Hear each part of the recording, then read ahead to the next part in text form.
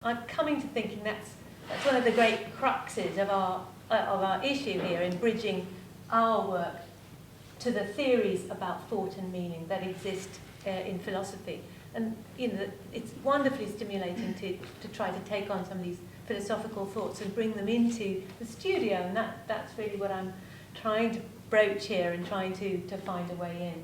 But I think it's very interesting that we're not dominated by external ocularity there. We were being governed into another realm of sensory awareness.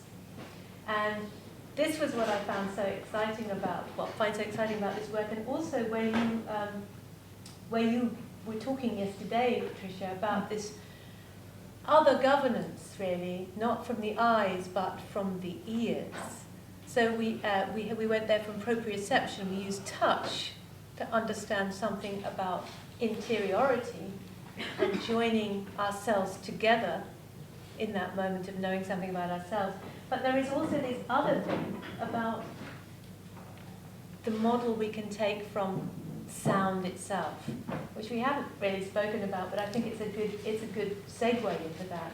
The sound we produce from the body state of that knowledge, the voice, naming what kind of voice that is, and why it may be, as the philosophers, particularly Adriana Cavarero, say, this voice has lost something of its sounding in Western philosophy because it's been fixed into the sentence. And it strikes me there's some way it's been fixed into language and silenced because it's no longer sound, it's this construct of language.